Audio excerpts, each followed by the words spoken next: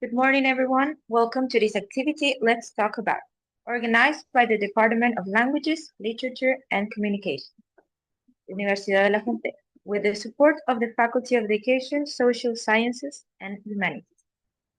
This is part of a series of academic and cultural talks. The general purpose of these talks is to give both students and university teachers, as well as teachers in the school system, the opportunity to enlarge their knowledge about different academic and scientific topics, and to provide a valuable opportunity for exposure to the English language. We would like to thank all the students and teachers joining us in person here today, as well as those connected online. First, we will have a presentation, and then we will have some time for questions and comments. So if you're participating online, we invite you to write your questions on the chat. On this occasion, we are pleased to introduce Dr. Javier Lorca Spiro. Dr. Lorca is an electronic civil engineer, Universidad de la Frontera, and postdoctorate in physics, University of Sao Paulo. This talk introduces the epistemology of physics, how physicists justify belief in observable entities such as electrons, quarks, and black holes. It outlines three structural problems: reliance and unobservable theory, lateness on observation, and indetermination. 5 epistemic tools are examined: inference to the best explanation, experimental manipulation, novel prediction, Bayesian updating, and theoretical virtues, using the Higgs boson as a case of study. The talk shows that even direct detection is theory-laden and never fully closes the gap between data and entities. The frontier debate concerns non-empirical confirmation in string theory versus the demand for testability, raising fundamental questions about the definition of science and the nature of scientific knowledge. The talk concludes with a discussion question on scientific realism versus intellectualism. Dr. Lorca will discuss how do we know what we cannot see, an introduction to the epistemology of physics. We hope this information provides a solid foundation for discussing. Please join me in welcoming the presenter with a round of applause.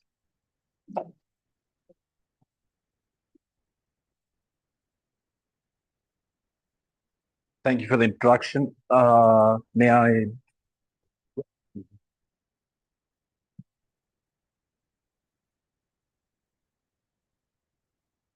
There you go. Okay, cool. No, it's not.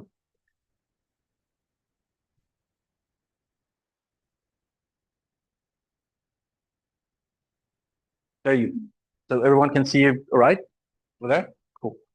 That's good. Well, thanks for the introduction. Thank you everyone for being here. Hopefully this is not going to be too boring because when I was thinking about talking about something, first of all, how many of you are science or engineering students over here? None of you. Well, that's cool. Then I think I've chosen an interesting topic because could have said something more technical, more science oriented, or something like that. And then I realized maybe the crowd's not that technical. So I went through several stages up to the point where I realized that talking about epistemology is a good fit for this talk. So basically, what we want to say over here is how do we know what we cannot see? And this is a very pressing question, especially when nowadays we're basically putting in a very thin framework what science means, right? And can we trust in science? Can we? I mean, this is not a monolith. This science is made by people, right? I'm a scientist. I'm part of the science community or scientific community, and we're fallible. And we're experts in certain things. We're people, nevertheless. And in the case of physics, which is my domain, I'm a mathematical physicist, by the way. So anything I could have said about my research is probably going to be too boring for you. So that's why I'm talking about this. So anyone here familiar with the concept of epistemology? No? No? So this is very close to philosophy, or basically philosophy of science. So we have two different approaches. One is ontology, and the other one is epistemology. Ontology basically says what is, and epistemology questions exactly that question. How do we know what we know? Right? Yes? So I'm not going to talk about, I'm going to go through a rant of, how awesome science is, but rather I'm going to question why and how do we know what we know. And is it working? Maybe there, there. No, it's not working. Next, please. Maybe now. Yep. Okay. Did I do it or let me? Oh, yeah, it's working now. Okay, cool. So let's start by an example. Have you ever seen an electron? No. Have you ever touched a quark? No, me neither. And I'm a physicist, right? Have you ever watched a black hole evaporate? No. Yet you believe all of these are maybe I mean, I do believe because I'm a physicist that all of these things exist, and basically, well, black hole evaporating is a mechanism that actually exists in nature, right? So these are things that we cannot see directly, and nevertheless, there is evidence for this to be real. The question is on what ground? How do we perceive that this is actually a thing that has a realism, right? So, as I was saying, I'm going to talk about epistemology and not ontology, and this is a nice framework to think about it. What does physics say about reality? This is ontology. We're not going to talk about this. Basically, as you all know, science creates certain entities that help us to explain the world. I don't know. I mean, a cell, for instance, in biology, it's something that has a name and has been studied by biologists, and it becomes something real by the fact that you're studying it, right?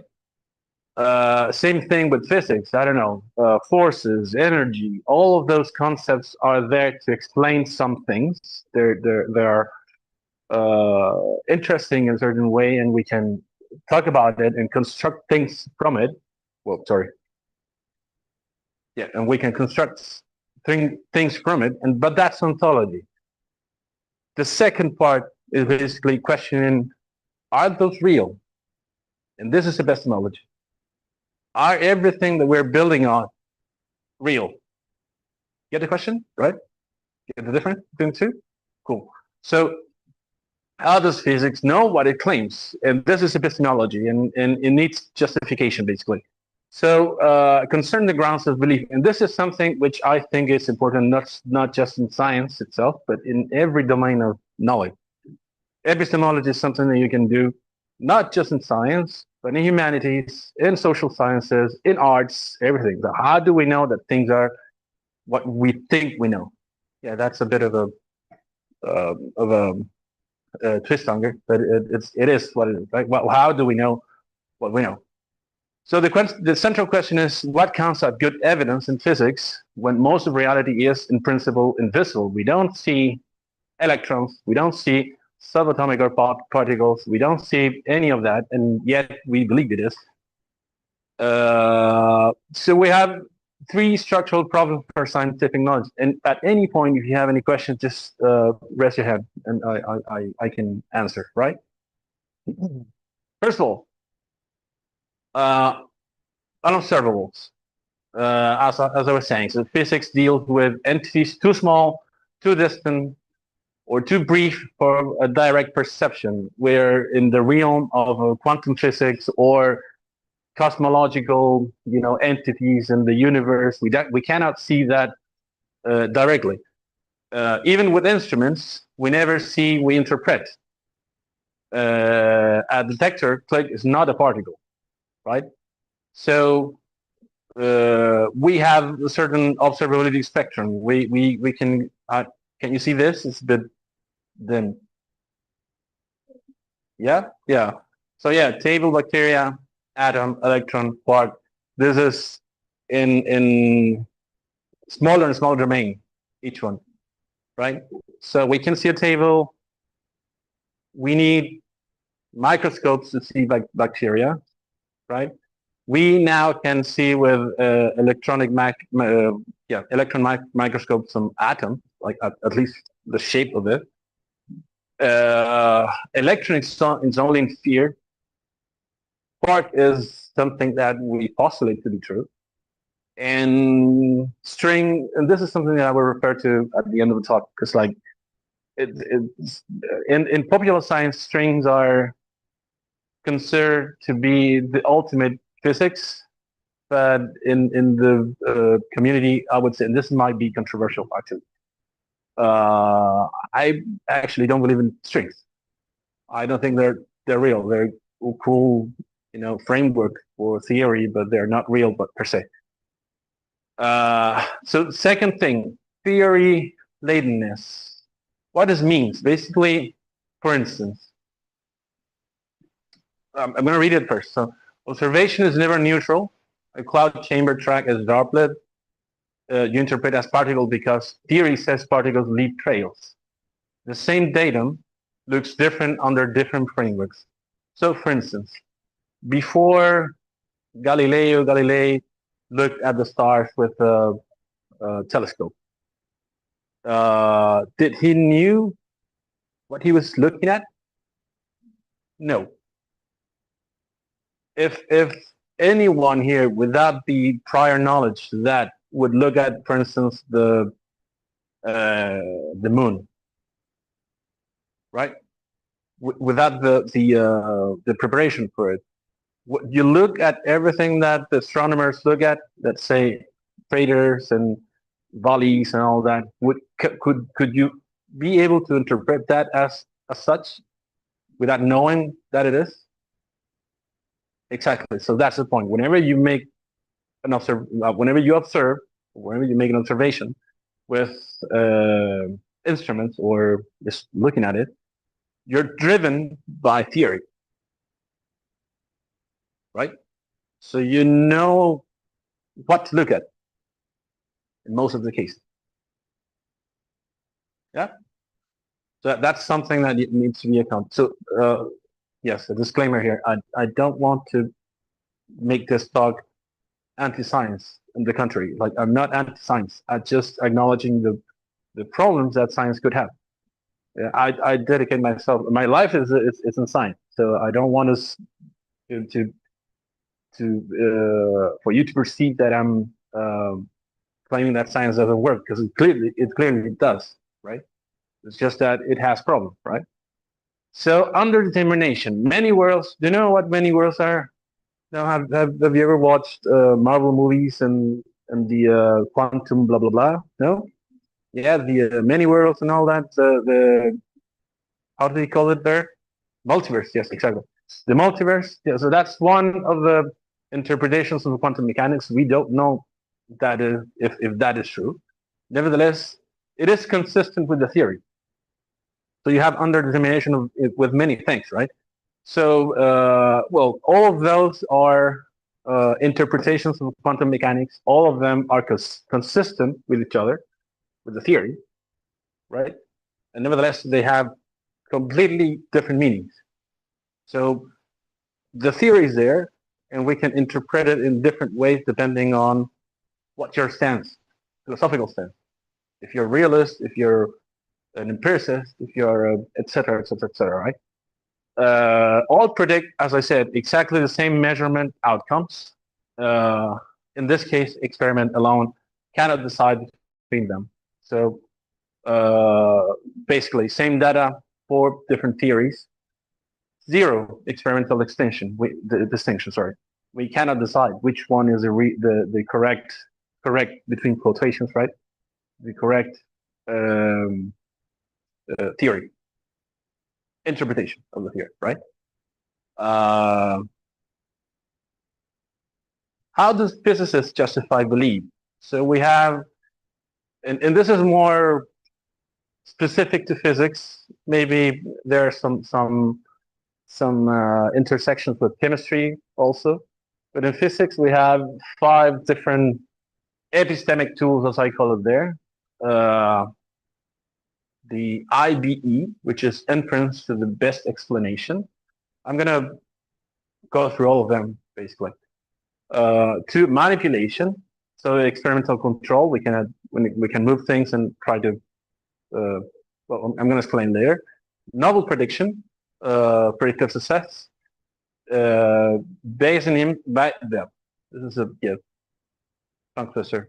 Bayesianism from Bayes. This is a mathematician an English mathematician. Bayesianism. So in the 5 the theoretical virtues, right? So let's go through all of them. Oh, okay. So this it's an interesting question here. We'll look at each of them, but the deeper puzzle are the following: are any of them together sufficient? So in logic, we have um, for something to be equivalent to something else, we have 2 conditions. One is sufficiency if you go from A to B in a logical way, and the other one is necessity if you go from B to A in the other way.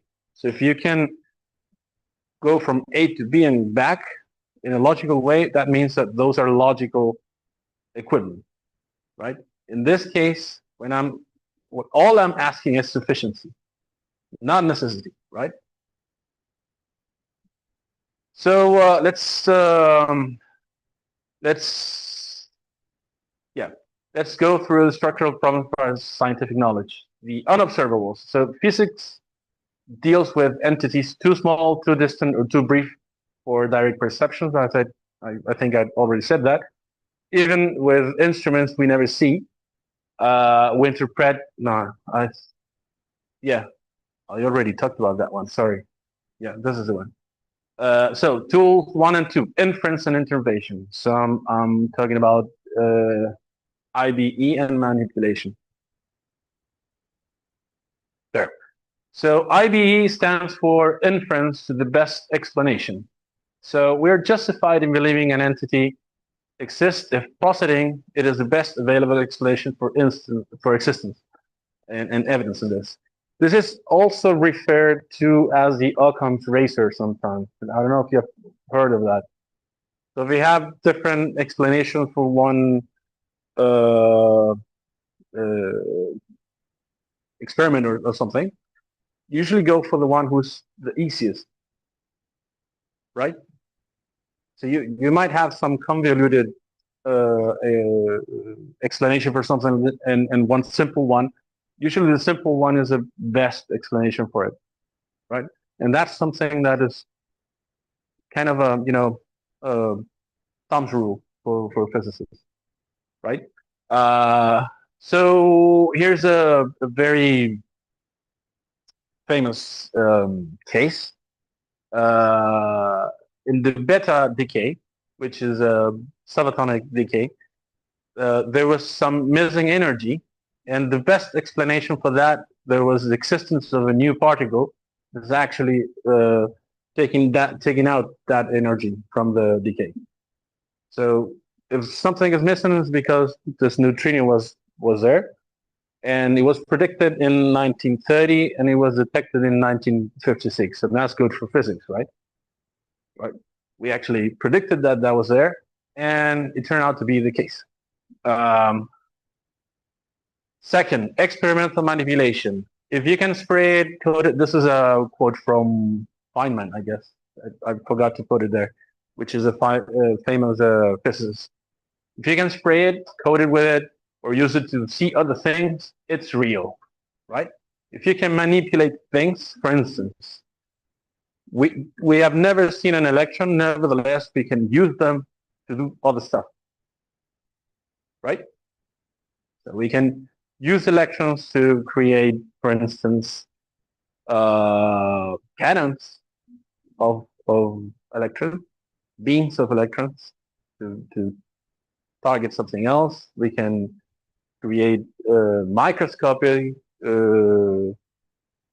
sorry, from using electrons. We can control them. So that is a good hint that basically that is not just a construct and is real, right? So case we spray electrons into surfaces, use them in microscopes and circuits, exactly what I was saying. Yes, so that causality control is strong evidence of real existence. We can control it, therefore it is there. So yeah, it all looks good and dandy. However, what happens? There's a limit for this tools. First, IBE, the inference, the best explanation, depends on exactly what it says in there. Depends on what we count as best or what we define as best explanation or simplest explanation. This is a concept which is inherently personal, not a shared. It's a subjective, right? What is best for me is not necessarily best for you. So simplicity, elegance, unification, these are grandiose words, but they're not concrete words as having as to have as a let's say a methodology for research, right? For me, whatever is elegant, not necessarily the same as for you. These are aesthetic values, basically. That's what I mean, right? So preferences are not guaranteed truth trackers. Second, manipulation fails entirely for unmanipulable entities. So this is good for establishing that the electrons are real, but we cannot control black holes, or we cannot create a Big Bang, or we cannot, etc. We don't have control over those things, and nevertheless, they are postulated to be true, right? Tools 3 and 4, prediction and probability. So one of the best things that theory can do, which is it's my domain basically. I'm a mathematical physicist, so I create new entities with mathematics. If I have a new prediction, and that prediction actually turns out to be true, this is good for the theory. I mean, it is a confirmation in a certain sense that whatever I'm postulating is true. So predicting something before observing it, it is stronger evidence than fitting past data.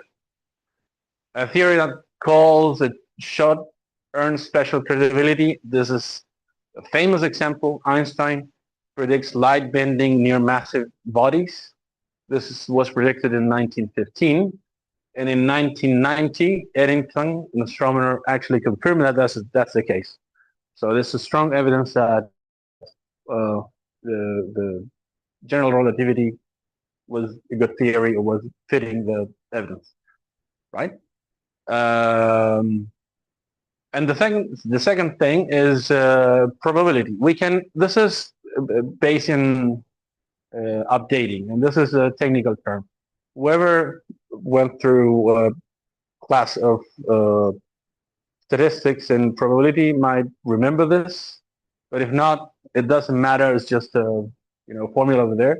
What it means is that if you have, oh, I have light. Okay, cool. So if you have certain hypotheses or prior over here, and you have certain evidence, you can calculate a new probability updated with the new evidence, right? So whenever you have more evidence, the probability that certain things are true are higher and higher. And you can update that every time you have new evidence. And this is something that is not just used here, but for instance, AI uses this. All the algorithms that everyone uses in social media and all that uses it. Whenever it has some new data, it updates its algorithm in a Bayesian way, right? So now the problems. Null prediction. What's the problem with that?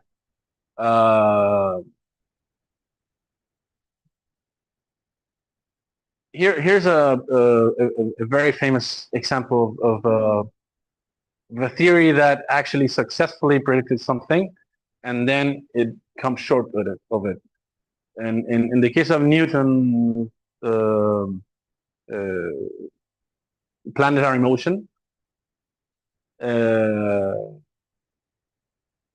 here it is. Yes, Newton predicted that Neptune was there because there was an anomaly in the motion of certain planets in the solar system, right? So it was the presence of a different body that actually predicted that there was a new planet over there, and the planet turned out to be there. So that's good evidence for Newton. However, the same problem happened with Mercury, which has a very weird trajectory close to the sun, and the prediction was probably there's another planet over there, and the planet was never there up to the point that Einstein came and said this is wrong. The theory is wrong. It's not that there is another planet over there. We need a new framework for understand this, and this is what Einstein did, right? So actually predicting something, it's not 100% fallible, right? You have a theory that can predict certain things, but it has a certain limit, and then probably either the theory is wrong or you need to, broaden the theory framework.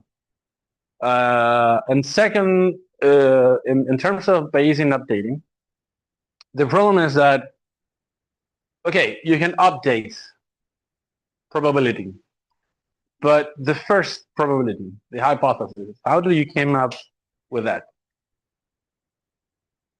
And that's personal again. See? You can update probabilities, but there's always a first point in which the prior is subjective. It's not real in that sense. Yeah, for a question over there? No. Right? Yeah. So my point is, you can update and you can make your predictions better and better and better, but you need to start for something, and that starting point is subjective most of the time. Could be well justified, but subjective, right?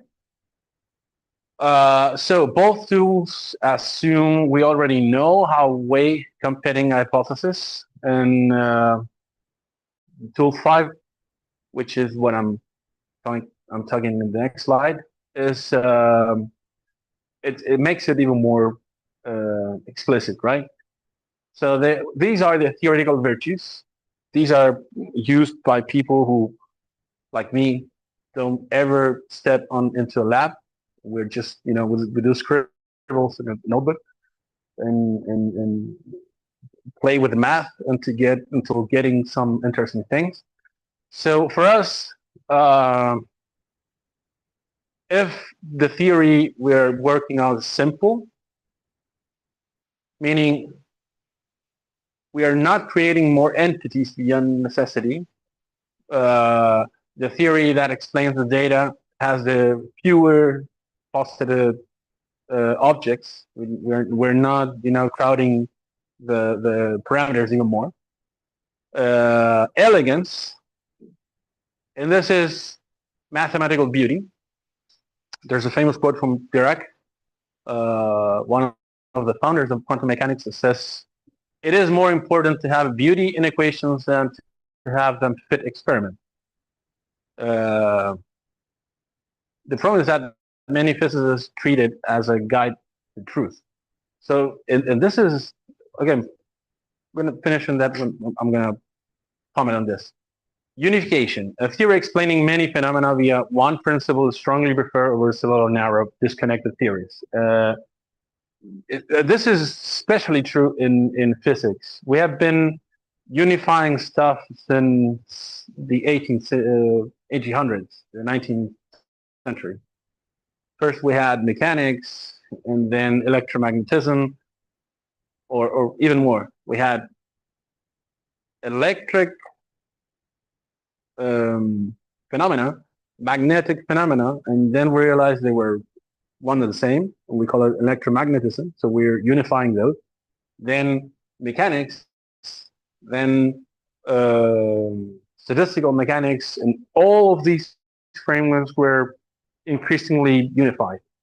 So we're tempted to believe that whenever you're doing good physics, you're unifying stuff, and this is still going on. Let's say string theory is actually a theory that wants to unify a lot of stuff into one theory. So this is something that's driving experimental, not experimental, theoretical physics, unifying stuff with like having the theory of everything. Have you ever heard of that term? No, the theory of everything. So, for instance, again, string theory claims to be a theory of everything, explaining everything. Um, Particles, fields, electromagnetic phenomena, etc., etc., etc. And finally, consistency, coherence. Since this is basically a theory that is, theoretical frameworks are written in terms of mathematics, it's actually quite easy to check the consistency of them. It's you have to play with the equations here and there, and if you don't have any contradiction, it means that they are um, coherent, right? And that's a good thing for the theory. It means that you can work well with it. So the problem here is that um, all of these virtues are at the end um,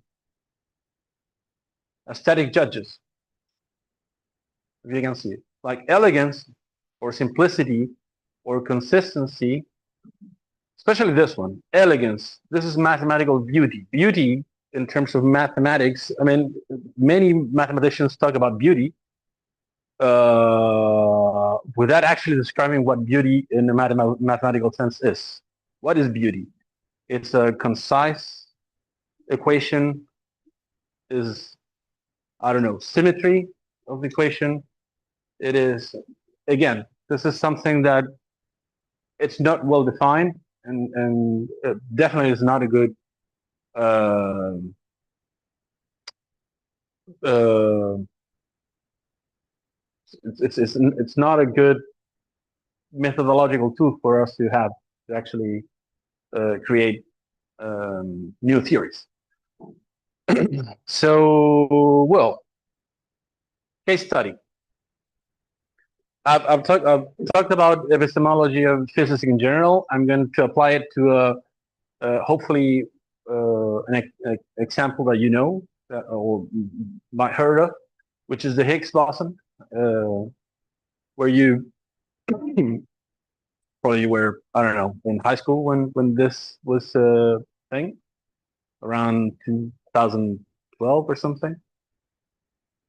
Remember that or no? Nope. The God particle.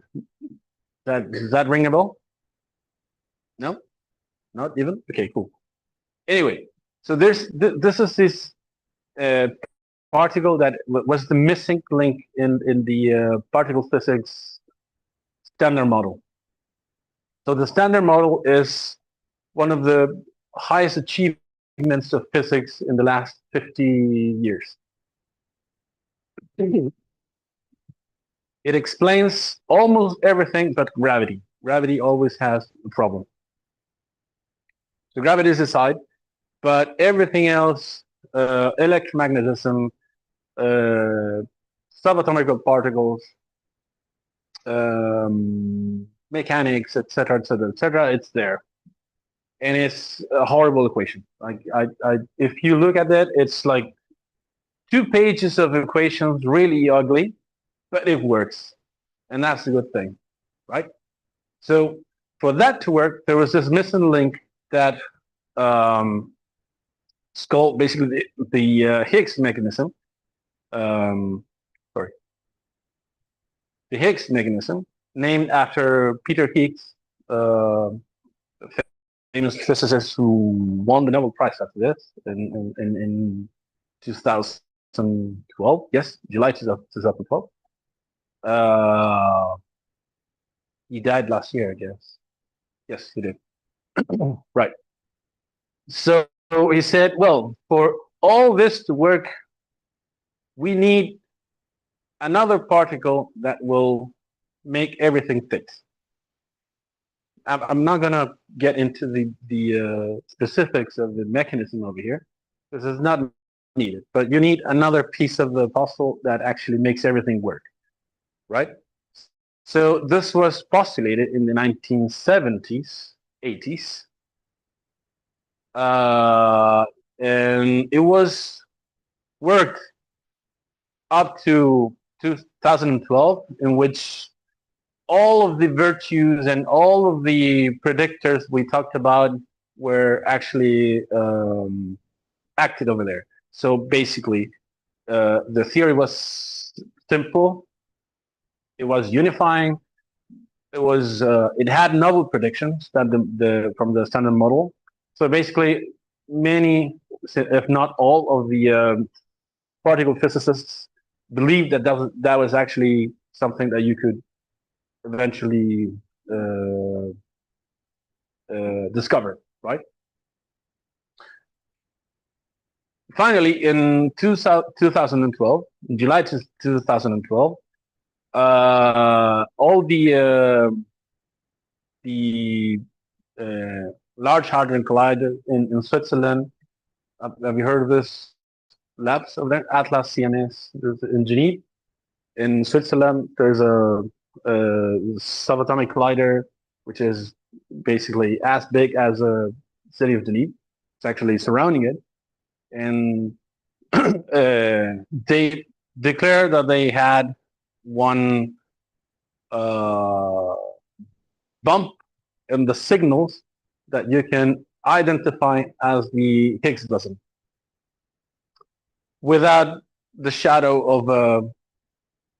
of a doubt, in the sense that 5 sigma means that it is statistically very unlikely that this is just an anomaly. This is something that you are definitely measuring out there, right? And the headlines were, we found the God particle, and Frederick Higgs was immediately postulated for the Nobel prizes.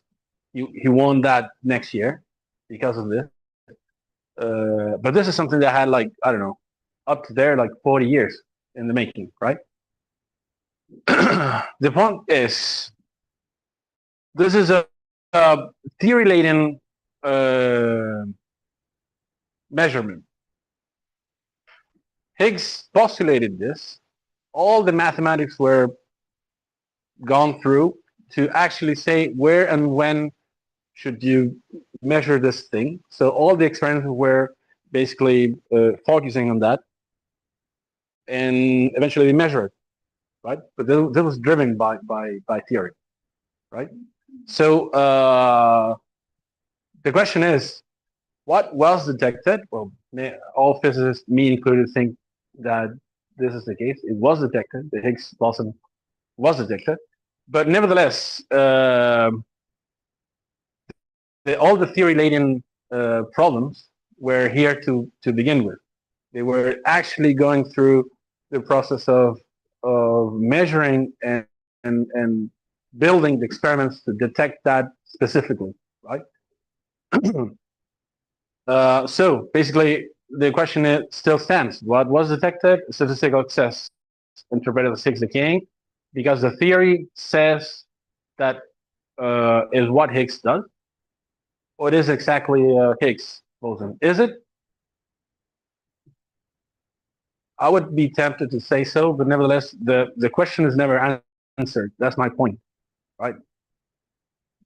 So even direct detection is theory-laden. The gap between raw data and theoretical entity never fully closes, and that's my point, right? All five tools were in play, and underdimensional one is never eliminated. Maybe there's a new theory that actually points for this, and we don't know it, right? So the frontier, known empirical confirmation, and I'm posing with this in the next slide. So string theory, probably many of you have heard of this. Yeah, it's very popular in pop science, and many of the proponents of it talk about it as it is a fact, which is not. It's a theory still. And the problem with this is that some theoreticians, specifically Richard Dawid's argument for the let go of certain of the previous methodological tools we have been talking about. So in this case, there's no confirmation whatsoever of experiment with string theory. There is just mathematics. There's only, theoretical explanation. You cannot connect with what we know. It is claimed to be the theory of everything. And what grounds? Basically, for Dawits and some other string theorists, there are no alternatives. This is the best theory because it's the best we got. So since it's the best, it's the only alternative. Secondly, unexpected connections, and this is true. String theory has been very successful and connected with mathematics, specifically, in a very unexpected ways. But with mathematics, not with physics. I mean, we're talking about, this is supposed to be physics, right? So it is really interesting the way in which connects with mathematics, but at the end, this is supposed to be a physics theory. So it should explain, physics, reality. And finally, it becomes a successful research program. Basically, the tools and methods of string theory have themselves led to verify results in other domains. And this is the case. You can connect with condensed matter and other subdomains of physics. Is this enough? Or make string theory a good physical theory? I don't think so. Yeah, I'm going to take a stance in here. Like this is what some string theorists say. They claim that this is science. Nevertheless, they don't have any connection with experiments or empirical data. in worse than that, basically, if you look at it, it is relying mostly on theoretical virtue. Elegance, simplicity, unification, consistency, right? No data, no labs, no nothing. Just, a nice equation, that's it, right? I'm simplifying the whole, of course. It's a really interesting domain of knowledge. However, I'm not sure if I can speak about it as physics per se, right? Nor even mathematics. That's the thing. Um, so the objections and what is really at stake. How am I with time? Okay, cool. Yeah. So the objections and what is really at stake. Ellen and Smolin, two physicists, theoretical, says this is not physics. It has never been physics. There's no testability, and therefore it's not science. It is mathematics, or even worse than that, metaphysics. Metaphysics.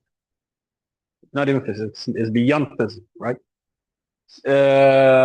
Mathematical beauty has led physics astray before. Basically, we have certain other theories in the history of science that were wrong. They were supposedly correct because they were beautiful. For instance, the ether, the phlogiston in chemistry. Have you heard of that? No, the phlogiston. Yeah, before all the. Well, anyway, so though it's no alternative, it's an argument from ignorance. We don't know if this is the only alternative. Maybe there's in the future another theory that might account for all this, right? And post-empirical physics is a symptom of crisis, not a new method. Basically, since we cannot prove that this is right, then therefore it's right. This makes no sense. This is a nonsense, right? What is really at stake, and this is something that's happening right now, and that's why I'm bringing it here. This is not necessarily a debate about string theory. It's a debate about the definition of science itself. So if Dawits is right, the demarcation between science and non-science is fuzzier than we thought. We think about there's a one philosopher of science which is very prominent, who is Popper, Karl Popper. Have you heard of him? No, ever? So he's famous for actually creating a demarcation problem between science and pseudoscience. What science is whatever thing that can be falsifiable, in the sense that you don't go to the theory, and you don't go to the lab to confirm what you're supposed to have, right? This is wrong science. You should go there at a lab and actually try to go for those things that are not predicted, and you're trying to falsify your theory. If your theory still stands, it means that it's good science, right?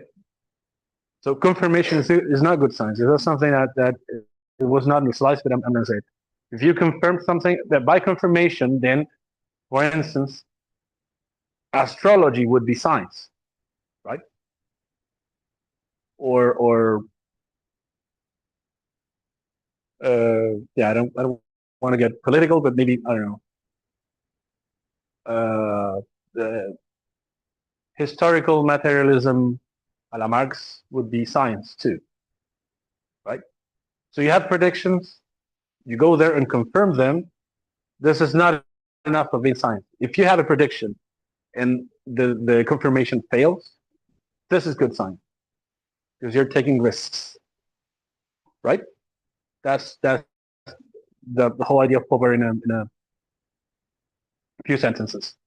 So, and theoretical virtues are genuine evidence. And this is a problem of theoreticians like myself.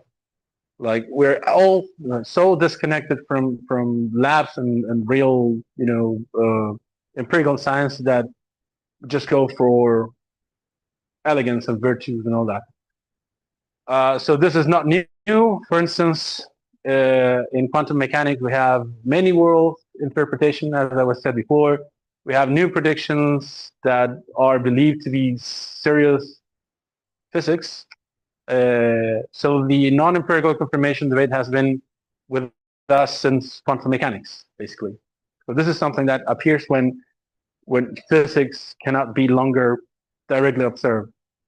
When we have to postulate things that are not there, like I don't know, electrons or uh, wave equations or something like that. Like they're not there. They're useful tools for theory, but once we put them in a real footing, as they're real, then it becomes a problem, right? So, two things worth taking away, and I'm finishing with this. The gap between data and entity never closes. And this is something that is inherent in all science. As long as you postulate something, it is something that will be a list of characteristics, nothing else. Yeah. For instance, if I ask you with high school physics, no more than that, what is an electron for you? And you might say, okay, it's a subatomic particle that has negative um, charge. Exactly, it has negative charge. It has a mass. It has blah blah blah, etc., etc., etc. But that is not the essence of the electron. That is just characterizing it, right? So the only domain in which characterizing becomes the essence of certain object is actually mathematics. If I say, let's say, triangle is or I don't know, yeah, triangle is a set of three edges with certain angles in them. Okay, I'm actually describing and defining at the same time, right?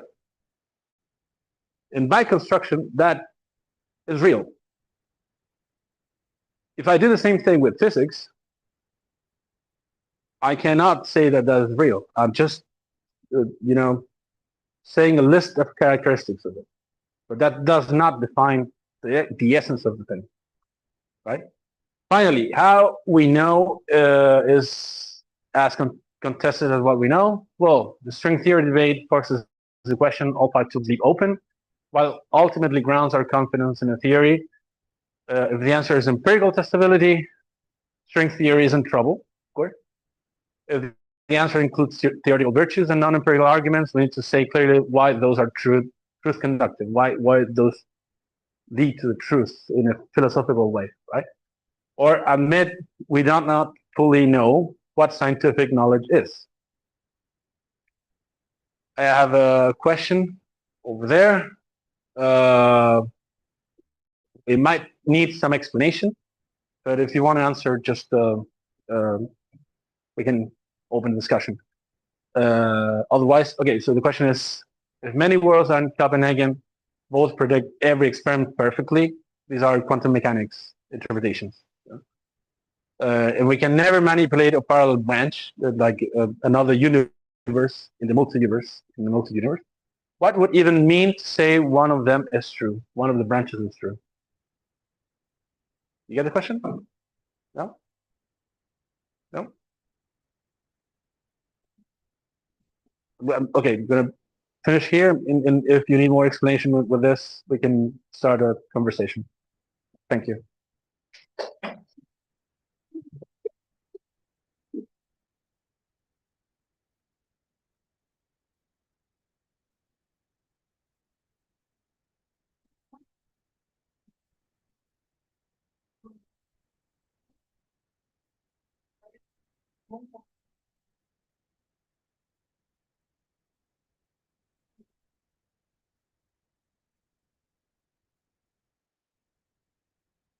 Then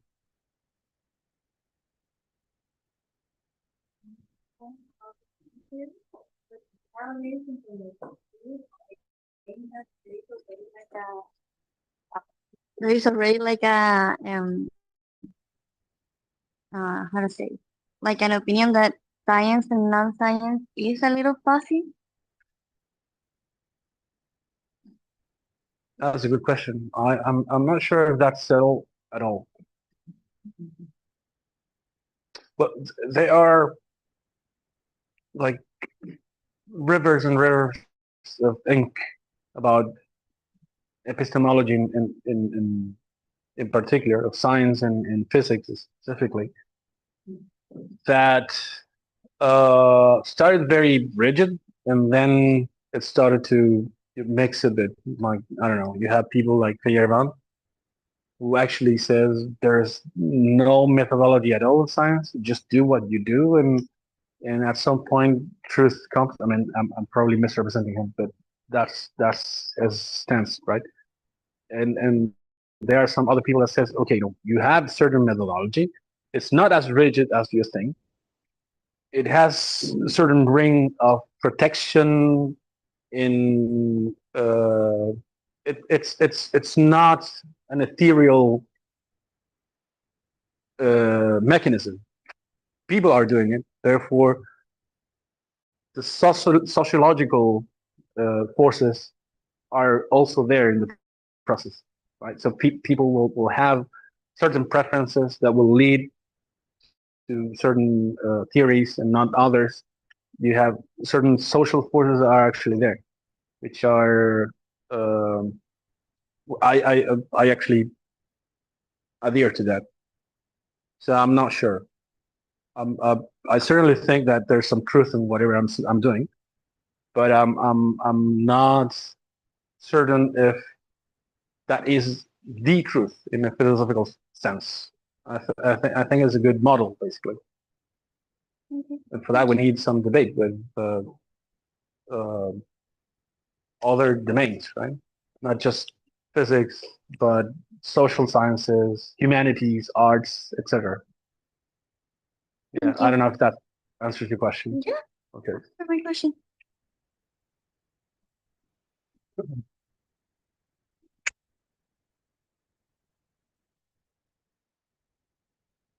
Thank you very much, Dr. Lorca. Very interesting topic. Uh, this is a little bit far from our, maybe my understanding, but it is very, very interesting, especially for our students, because most of the international examinations have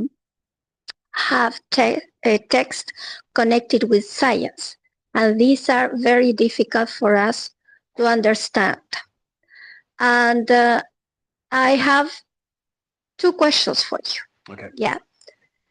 First of all, I would like you to explain a little bit about maths, because I didn't understand much about that. Yeah. Yeah. Yeah. And Copenhagen, because I think that these are two things or not?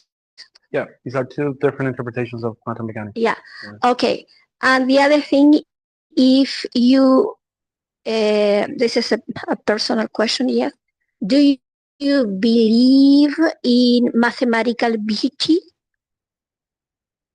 Okay. Or what is mathematical beauty? Because from a person from the outside world, yes, I think that, and I have seen a lot of friends or people saying, this is beautiful.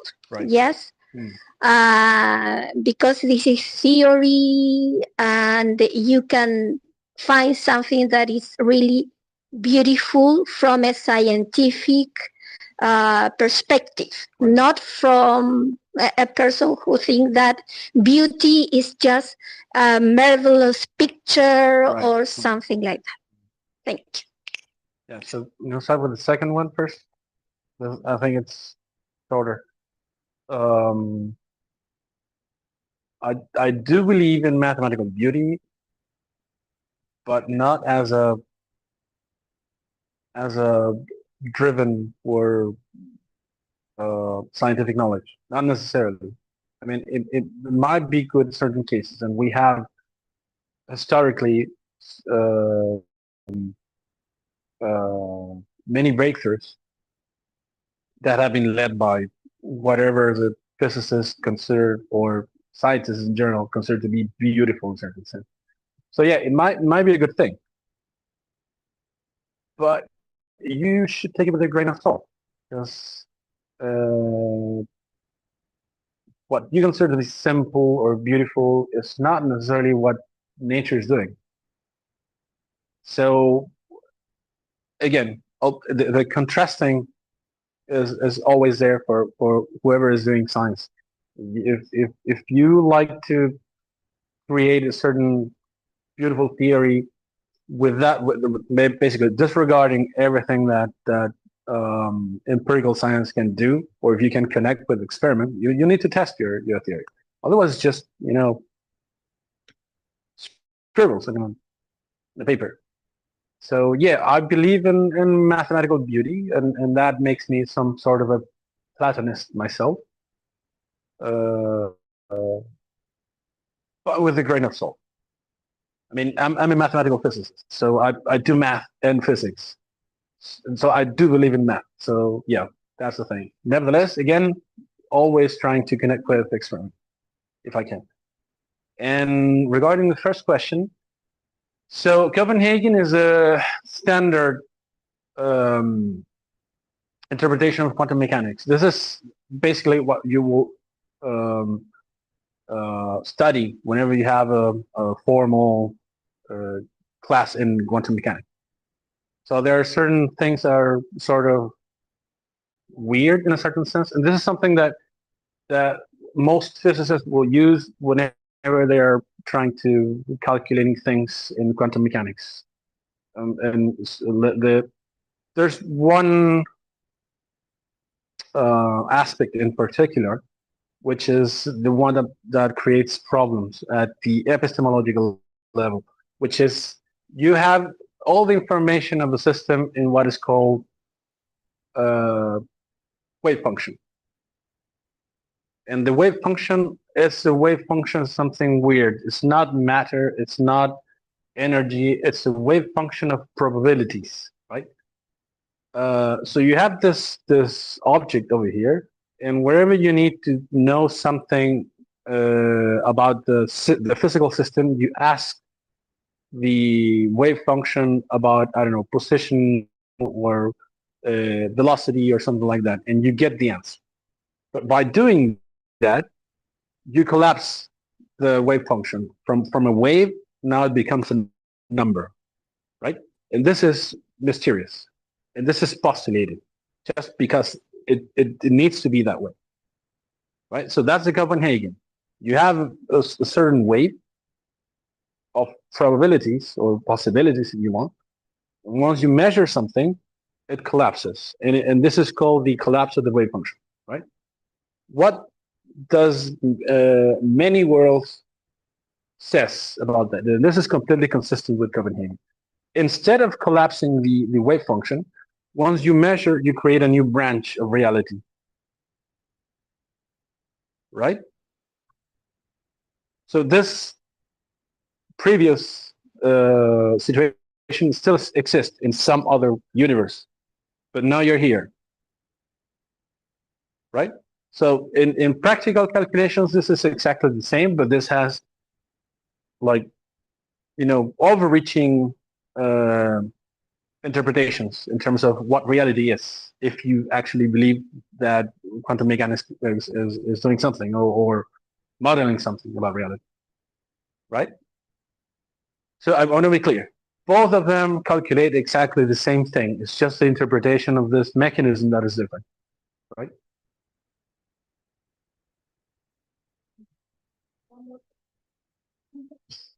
The name of the person, or because of the city? The city Copenhagen had many of the forefathers of quantum mechanics working over there.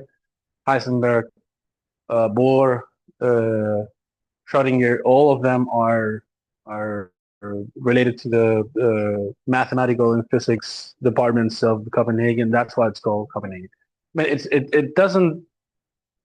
It's never written as Copenhagen, but people call it Copenhagen because all of them are associated there. If you go to a book, you won't see Copenhagen interpretation. It's just quantum mechanics, right? That's the thing.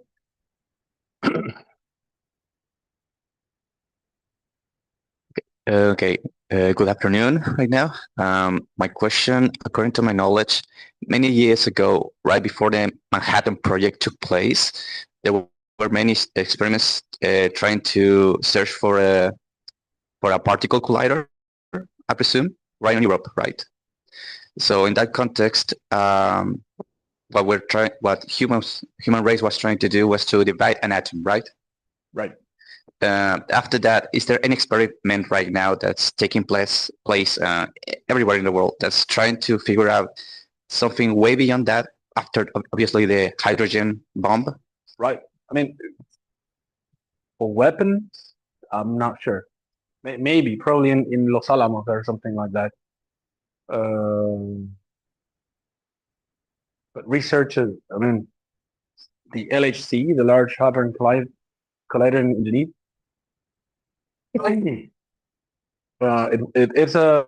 it's basically that. I mean, you have two atoms of something, you make them collide, and it breaks into pieces, and you want to understand what's there. It's a puzzle, basically. It's a very interesting to see if you go there. I mean, it's theory laden, as I said. So you construct certain models of atoms. Once you collide them, it should behave in a certain way, and if that's the case, then the experiment fits with observation. And that's why you do. That's how they got the Higgs boson. So far the constituents are quarks and gluons and all that, and there's nothing else beyond that. All of the experiments that have tried to go beyond that picture have failed. It seems that there's nothing over there, except with a certain anomalies that have been declared in last year or something. It seemed that it went away, but we're not sure. I mean, it's not my domain. Those are particle physicists. But as far as I know, the standard model of particle physics is sort of closed. Like there's not much physics coming from it. So we have that more or less covered. Yeah, I don't know if that answers the question. Yeah, thank you. Yeah. If you want to ask something about English, I mean, I'm open to that. Yes, please. First of all, thanks for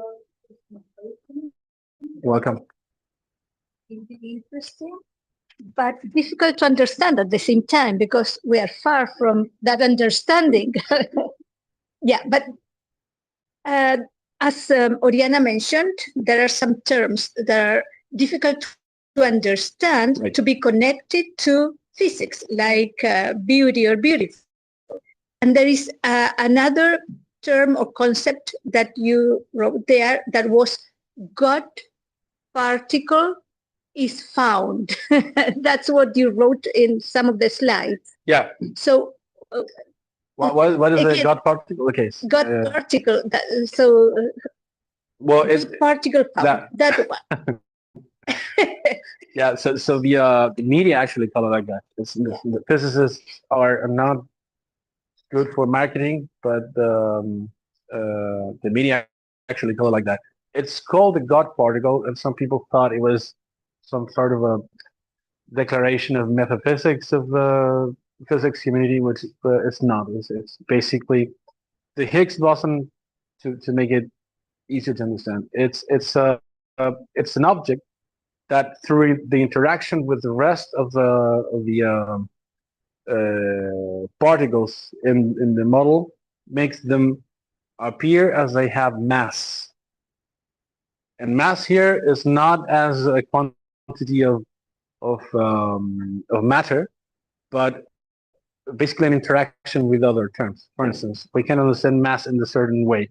We have one room crowded, completely crowded, and you want to go through the room. You will have to interact with certain people trying to, I don't know, make them away like that. You can measure that, and that's actually how we measure mass in this experiment. So by having Higgs boson, all the rest of the particles actually behave that way. So they acquire mass. That's what we say. And since this is very poetic, some people called it the God particle because it gives them mass, whatever. I don't know, right? But it's just a marketing uh, device. That's nothing else. Yes. Yeah.